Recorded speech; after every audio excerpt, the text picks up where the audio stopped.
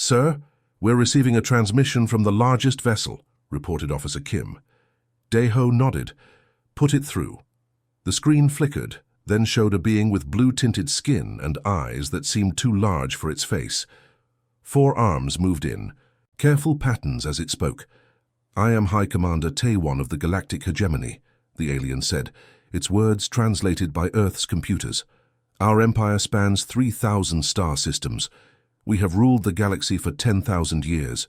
Admiral Daeho remained silent, watching. The creature continued. "People of Earth," Taewon's voice boomed across all communication channels on the planet. "Your world has been selected to become a tribute planet of the hegemony. You will provide resources, materials, and soldiers. Resistance is historically unsuccessful. Images flashed on screens around Earth, showing planets being destroyed, civilizations falling. The message was clear. You have 24 hours to prepare your leaders. For our arrival, we will discuss the terms of your surrender." The transmission ended. Admiral Daeho turned to his communications officer. "Contact all members of the Defense Council. Emergency meeting in Geneva, now." Within an hour, the Earth Defense Council gathered in their hidden facility deep under the Swiss mountains. 24 leaders from around the world sat around a circular table. Large screens showed the alien fleet. President Yun-ho opened the meeting. She was a woman in her 60s with sharp eyes and a calm voice. "Admiral Daeho, your assessment? The alien fleet includes over 300 vessels that we can detect. Their smallest ship is twice the size of our largest. Their weapons technology appears to be at least a century beyond ours," Daeho explained. The room fell silent. Then General Ji-young spoke up. She was the head of Earth's combined military forces. Unlike the others, she seemed oddly calm. "How many ships are in attack position?" she asked. "None yet," replied Daeho. "They're holding position near Jupiter." Ji-young nodded and exchanged looks with the president. Something unspoken passed between them. Ambassador Sumin cleared her throat. She was Earth's chief diplomat, known for solving conflicts between nations. Now she faced an alien threat. "We should respond in some way. Silence will be taken as weakness." President Yun-ho looked around the table. "Opinions." Defense Minister Hyun spoke first. "We cannot fight them directly. Their technology is too advanced. Perhaps we can negotiate," suggested another council member. "Offer limited resources but maintain our independence." General Ji-young finally stood up. She walked to the main screen and enlarged the image of the alien fleet. "Look at their formation. It's perfect, organized. These beings value order and power." She turned to face the council. "They expect us to beg or make a token resistance they can crush. They don't expect real opposition." "What are you suggesting?" asked President Yun-ho. "That we activate Protocol Omega." The room erupted in whispers. Protocol Omega was known to only a few people in the room. President Yun-ho raised her hand for silence. "That's a serious step, General. We've prepared for this moment for 50 years, Ji-young replied. "If we don't use what we've developed now, when would we?" Admiral Daeho looked confused. "What is Protocol Omega?" Instead of answering directly, President Yun-ho turned to Ambassador Sumin. "Prepare a response to the aliens. Keep it short." Sumin nodded and began typing on her tablet. After a few minutes, she showed the message to the president, who read it and nodded. "Send it," ordered Yun-ho. The message was transmitted to the hegemony fleet. It was just one sentence. "You have one chance to leave our system. We suggest you take it." On the bridge of his massive command ship, High Commander Taewon received Earth's message. He read it twice, then began to laugh. His forearms waved in amusement. "They threaten us?" he asked his second-in-command, Admiral Sang-mi. "These primitives who have barely left their own planet?" Sang-mi studied the message again. "It is unusual. Commander, most species beg for mercy or offer immediate surrender when they see our fleet." "Perhaps they don't understand their situation," Taewon said. "Prepare a demonstration of our power. Select one of their smaller cities. Nothing too valuable, just enough to show them our capabilities." "Yes, Commander." Sang-mi bowed and left to carry out the orders. Back on Earth, as the Defense Council meeting ended, President Yun-ho took Admiral Daeho aside. "You deserve to know what's happening," she said quietly. "Follow me." She led him to a hidden elevator that took them deeper. Underground. They emerged in a vast room filled with technology Daiho had never seen before. "What is this?" he asked, amazed. "The real reason Earth can stand up to the hegemony," President Yunho answered. 50 years ago, we found something on Mars. Something that changed everything we knew about ourselves and our place in the universe." She pointed to a glowing blue device in the center of the room. "And now," she said, "we're going to show the hegemony why they should have listened to our warning." 50 years ago, the cold red sands of Mars kept a secret that would change humanity forever. Dr. Hanbin led a small team of scientists to investigate strange energy readings coming from Olympus Mons. They expected to find unusual mineral deposits. What they found was much more. The team discovered a crashed alien vessel buried for thousands of years. The ship was small, barely 20 meters long, with technology unlike anything humans had seen.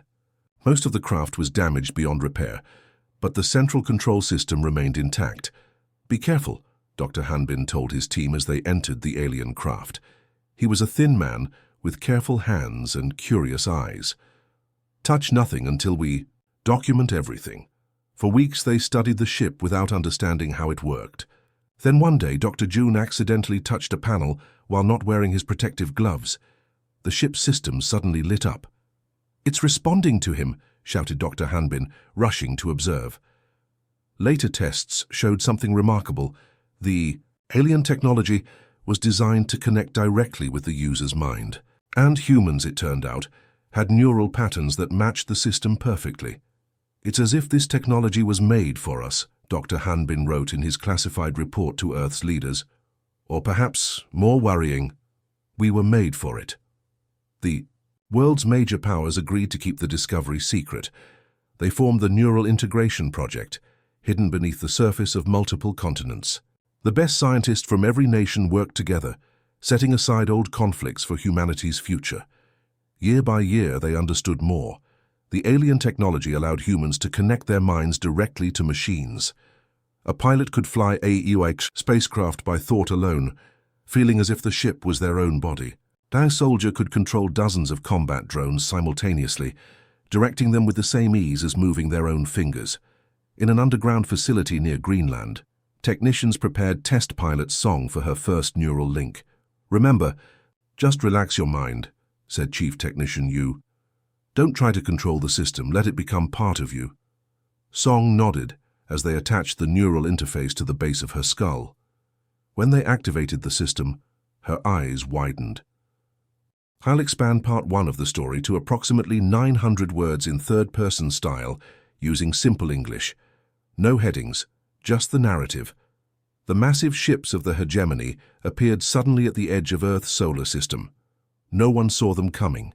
These alien vessels were so big, they blocked the light around Jupiter.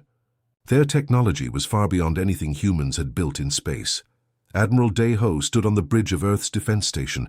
He was a tall man with gray at his temples and eyes that had seen many battles. But nothing like this. His hands gripped the railing as he watched the main screen. The station's AI had detected the alien fleet just minutes ago. Now everyone waited. "I can feel the ship," she whispered. It's like having new limbs." Her test flights broke all previous records for speed and precision. What took other pilots years to master, she accomplished in days. The world leaders watched these developments closely. They knew that someday, this technology might be humanity's only defense. "We must keep advancing normally on the surface," President Bay told the Secret Council. "Let the galaxy think we are just beginning to explore our solar system. Meanwhile, we prepare." They built hidden factories on the far side of the moon. They trained thousands of neural-linked pilots and soldiers. They developed weapons that could be controlled by thought alone, with reaction times impossible for conventional systems. All of this remained hidden from the public. People lived their normal lives, unaware that deep beneath the ground humanity was preparing for a war they hoped would never come. Now, 50 years later, that war had arrived. High Commander Tae Won stood on his command deck, looking at Earth's response to his demand. He was tall even for his species, with skin that shifted colors slightly with his mood. Right now, it showed amusement. "You have one chance to leave our system. We suggest you take it," he read aloud. Such spirit from a young species. Admiral Sangmi approached carefully. Unlike her commander, she seemed concerned. Sir, perhaps we should scan their system more carefully before proceeding. Their response is unusual. Taiwan waved his upper arms dismissively. We have conquered 1,000 worlds, Admiral. Some fought, some surrendered, but all fell. Earth will be no different. He turned to his tactical officer. Prepare our demonstration. Target their settlement called Osaka. Nothing too destructive. We want their resources intact. Yes, Commander, the officer replied. Meanwhile, on the dark side of the moon, Commander Minsu entered the central control chamber of Earth's secret defense network. The room was filled with neural link pods, each containing a human operator. Connected to Earth's defense systems, Minsu was a solid woman with steady hands and few words. She had trained for this moment her entire career. All stations report, she ordered. One by one, the section leaders confirmed their readiness. Drone swarms standing by. Lunar defense grid active. Orbital platforms in position. Neural pilots. Synchronized. Minsu opened a secure channel to Earth's Defense Council. All systems ready, Madam President. President Yunho's voice came through clearly. The hegemony ships are moving toward Earth. They appear to be preparing an attack on Osaka. We're tracking them, Minsu confirmed. Remember your orders, Commander, said the President. Defensive actions only at first. Show them enough to make them reconsider. We want to avoid full conflict if possible. Understood. Minsu turned to her operators. Send synchronization codes to all neural units. Priority to Asia-Pacific sector. Across Earth, hidden facilities activated. Special soldiers entered neural link chambers, their minds connecting to combat systems. In space, tiny satellites that had appeared to be ordinary communication relays revealed their true nature. The hegemony war vessel approached Earth, its weapons charging. Inside the ship, the alien crew felt confident. They had performed this demonstration of power hundreds of times before. None of them noticed the small objects moving toward their hull, thousands of microscopic drones controlled by a single human mind. Earth was ready. The 20 hegemony warships descended toward Earth, their massive hulls breaking through the clouds above Osaka. Each ship was the size of a small city, with weapons that could level mountains. The aliens inside felt no fear. This was routine for them, a simple show of force to make the humans understand their place in the galaxy. Captain Jin watched from his command post as the alien vessels approached. He was one of the few people who knew what was about to happen. His face showed no emotion, but his heart beat faster as he waited for the signal. In the main hegemony ship, Sub-Commander Yun studied the sensor readings of Earth. No significant defensive systems detected, he reported to his superior. Their military bases are preparing conventional weapons, but nothing that could harm our vessels. The hegemony commander nodded. Begin charging main cannons. Target their Defense Ministry building. A precise strike. We want them scared, not destroyed. Deep beneath the lunar surface, Captain Hyunwoo sat in the central command chamber. Around him, hundreds of operators monitored Earth's hidden defense systems. A red light began flashing on his console. Hegemony vessels have entered attack formation, reported his second-in-command. They are charging weapons. Captain Hyunwoo took a deep breath. Send the activation code. All sectors. His fingers moved across the control panel. Deploying microswarms. Across the planet, in hidden bunkers and secret mountain bases, 500 specially trained humans entered neural synchronization chambers. These men and women had trained for years for this moment. Each one lay back as the neural interface connected to the base of their skull. Pilot Sun-Hai closed her eyes as the system activated. When she opened them again, her mind was no longer limited to her body. Her consciousness expanded, connecting to thousands of tiny machines. She could feel each one as if it were part of her own body. Around the world, 499 other pilots experienced the same transformation. In space, what had appeared to be ordinary dust began to move with purpose. Each particle was actually a micro-drone, smaller than a grain of rice. Alone, they were nothing. Together, controlled by a single human mind, they became something the galaxy had never seen before. The first hegemony ship was just about to fire when the crew noticed something strange on their sensors. "Sir, there's some kind of interference around the hull," reported a confused technician. The ship's captain frowned. "Analyze it." Before they could respond, warning alarms blared across the ship. Somehow tiny objects were passing through their shields. The objects moved with impossible coordination, as if guided by a single intelligence.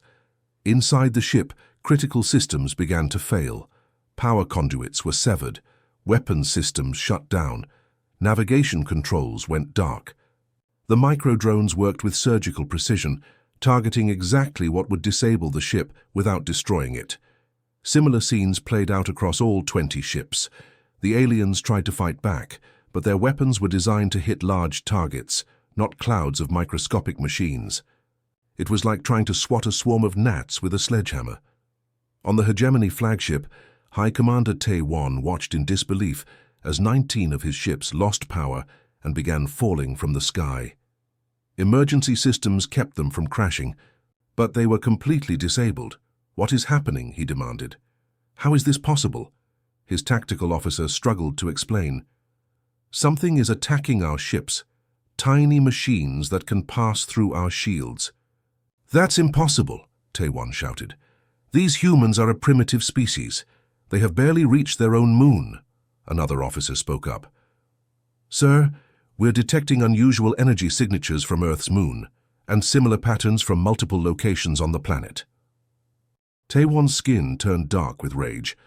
They lied to the galaxy. They hid their true technology. In the Lunar Command Center, Captain Hyun-woo watched as the hegemony ships were neutralized one by one. He allowed himself a small smile. "All targets are disabled except the command vessel," reported his second-in-command. "Should we take that one down too?" Hyun-woo shook his head. "No, let them return with a message." On the remaining hegemony ship, Tae-won's rage grew as reports flooded in. His mighty vessels, each capable of destroying entire cities, had been defeated in minutes. "Full retreat," he ordered. "But sir," protested Admiral Sang-mi, "it's just one primitive planet. We should launch a full assault." "Did you not see what just happened?" Tae-won shouted. "Return to the main fleet immediately."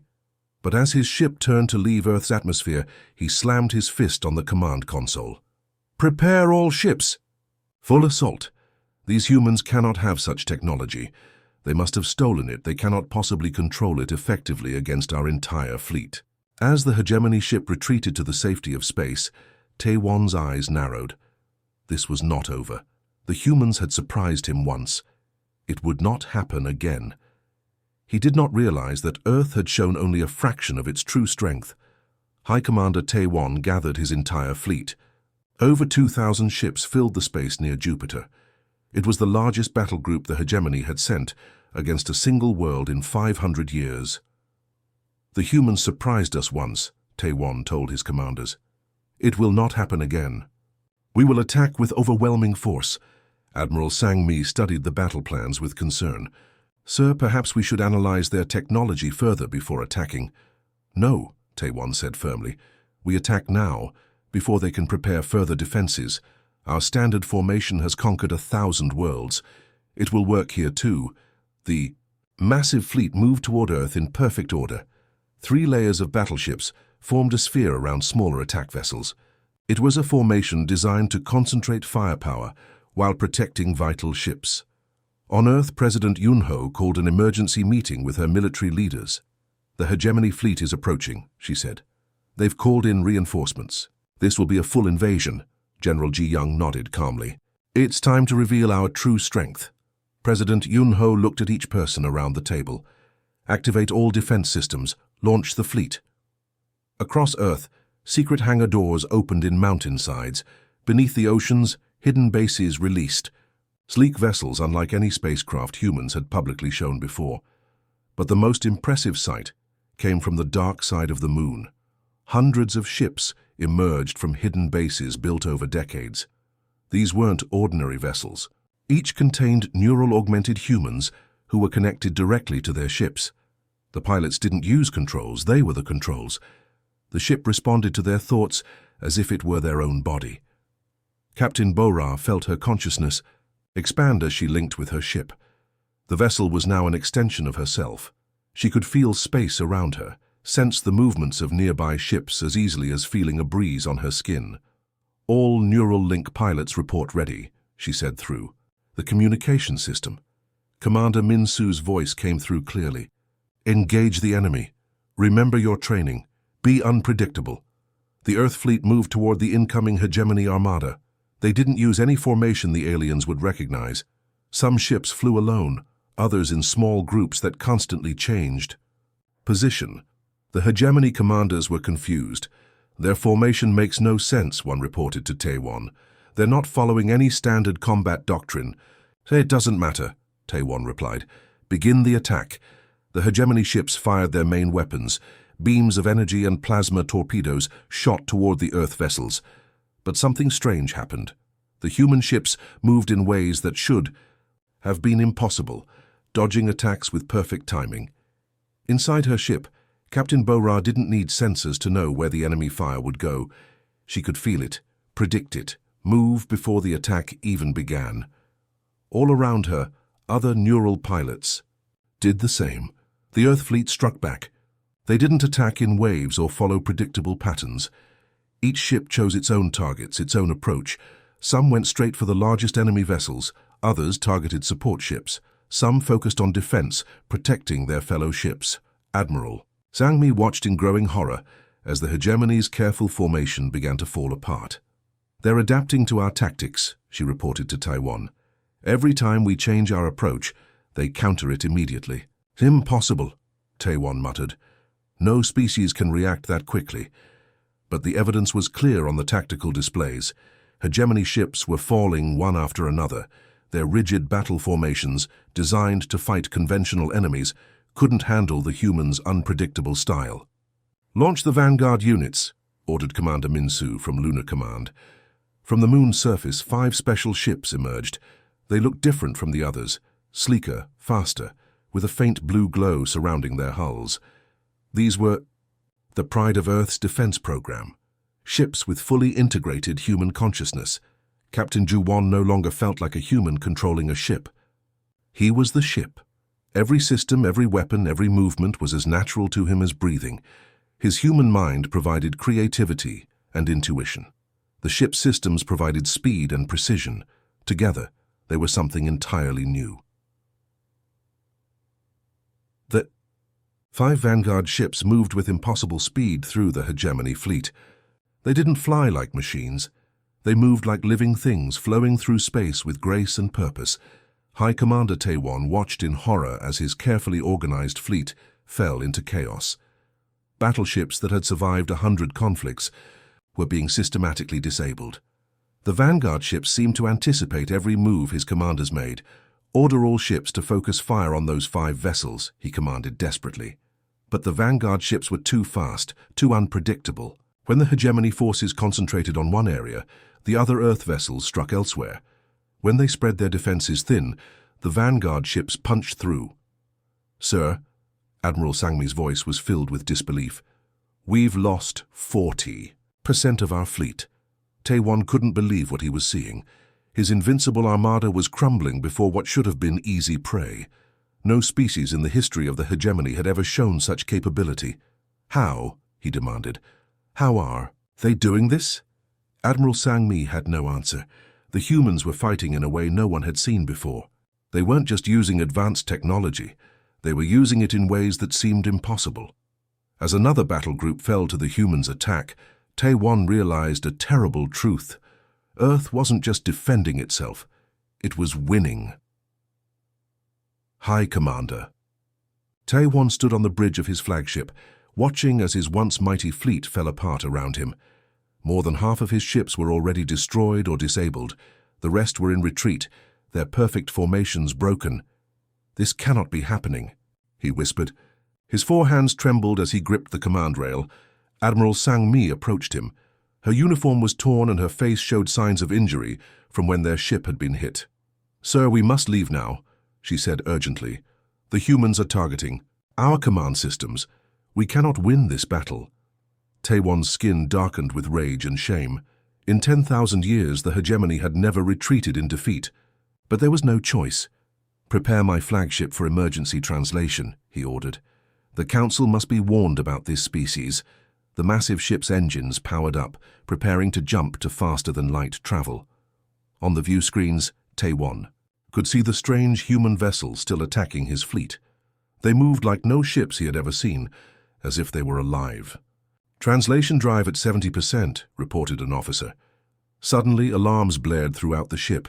3 of the blue-glowing human vessels, the ones they called Vanguard ships, appeared around them, moving so fast they seemed to blink. Into existence. "Impossible," shouted Taewon. "How did they know we were leaving?" Inside his Vanguard ship, Captain Juwon felt the hegemony flagship's engines building power. He could sense the energy patterns as clearly as seeing bright light. His mind, joined with his ship, moved faster than any normal pilot could think. "They are trying to escape," he communicated to the other Vanguard pilots. "Surround and disable." The 3 human ships moved in perfect coordination, firing precisely at the flagship's engines and weapons. They were careful not to cause fatal damage. This was no longer about destruction. On the hegemony ship, systems failed one by one. The translation drive powered down. Weapons went offline. Even interior doors stopped working. "We're being boarded," reported a terrified officer. "Multiple entry points." Teams of human soldiers entered the hegemony flagship. Unlike the aliens, who relied on heavy armor and powerful weapons, these humans moved with incredible speed. Each one was connected to a neural network that allowed them to share information instantly. They knew where every enemy was before entering a room. Within 20 minutes, they reached the command deck. The door slid open, and Taewon found himself facing a group of humans in light battle armor.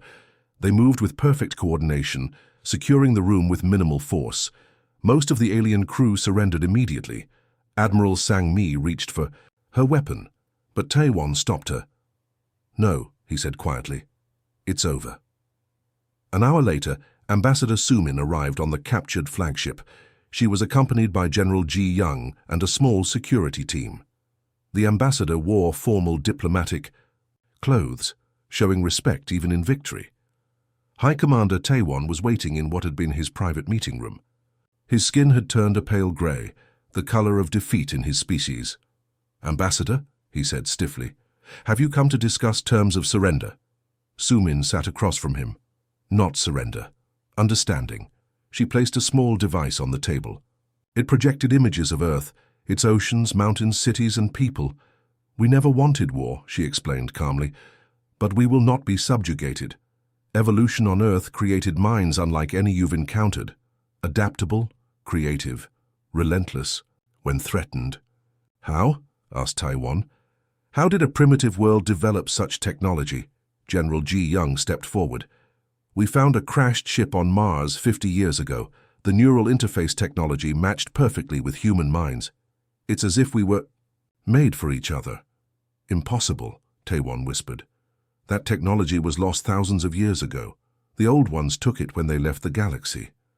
Sumin and Ji Young exchanged surprised looks. There was much to learn about the wider galaxy. "We're sending you and your surviving crews home," Sumin said, "with a message for your council." Meanwhile, the remaining hegemony vessels limped away from Earth. Many were badly damaged. All carried stories of the terrifying species that had demolished their invincible fleet, stories of ships that moved as if they were alive, of a planet that had hidden its true strength until threatened. 3 days later on Earth, President Yun-ho stood before the United Nations. The battle was over. The secret of Earth's hidden technology was now public. The world would never be the same. "Today marks our entrance onto the galactic stage," she said to the assembled leaders and the billions watching worldwide. "Not as conquerors, but as equals who cannot be conquered." She unveiled the new Earth Defense Force emblem, a blue planet with peaceful stars around it, but with a shield of light protecting it. "We will reach out to other worlds now," she continued. "We will trade, learn, and grow together. But we will never allow anyone to threaten our home again." In the far reaches of the galaxy, the Hegemony Council received the reports from their defeated fleet. They listened in silence as High Commander Taewon described the human technology and fighting methods. "They could have destroyed us all," he concluded. Instead, they showed mercy. They asked for peace, but on equal terms. The council chambers erupted in angry debate. Some called for a larger fleet to be sent. Others warned of the danger. Throughout the galaxy, many civilizations intercepted distress signals from the fleeing hegemony ships. The signals spread from world to world, changing how the galaxy viewed the small blue planet in a distant spiral. The message was simple and clear. Do not provoke Earth. The end.